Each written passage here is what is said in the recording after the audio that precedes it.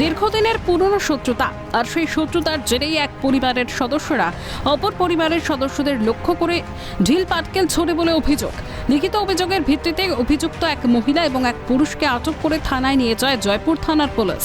প্রতিবাদে গ্রামবাসীদের একাংশ বিষ্ণুপুর কোতুলপুর রাজ্য সড়কের বাঘাজোল মোড়ের কাছে রাস্তায় গাছের গুঁড়ি ফেলে বিক্ষোভ দেখায়। তাদের দাবি ওই দুজনকে বিনা দোষে আটক করা হয়েছে। বেশ কিছুক্ষণ অবরোধ চলার পর জয়পুর থানার পুলিশ অবরোধ তুলে নেওয়ার চেষ্টা চালায়, কিন্তু নিজেদের দাবিতে অনড় থাকে তারা। গ্রামবাসীরা অবরোধ তুলতে না চাইলে শেষ পর্যন্ত লাঠিচার্জ করা হয় পুলিশের তরফে। আর ওই ওই একটা কাকিমা আছে, তারা শুধু ঝগড়া হলে শুধু কেস করতে হবে।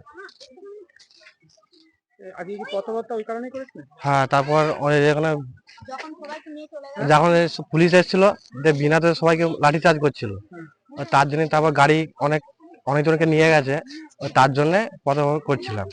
আমাদের অভিযোগ বলতে বিনা দোষের লোকগুলোকে নিয়ে গেছে ওর জন্য। তারপর কথাবার্তা তুলে দিলেন কেন? আর পুলিশ এসে লাঠিচার্জ করছিল, তার জন্য তুলে দিলাম।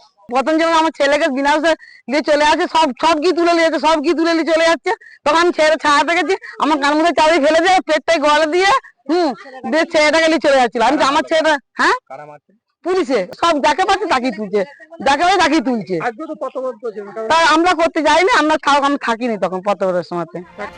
গ্রামবাসীদের দাবি অবরোধকারী পুরুষ এবং মহিলাদের উপর নির্বিচারে লাঠি চালিয়েছে পুলিশ। সমস্যার সমাধান না হলে আগামী দিনেও আন্দোলনের হুঁশিয়ারি দিয়েছে তারা। এখানেও যেন পুলিশের অতি সক্রিয়তার ছবি ধরা পড়ল। বাঁকুড়া থেকে স্বরূপ রায়ের রিপোর্ট, কালকাটা নিউজ।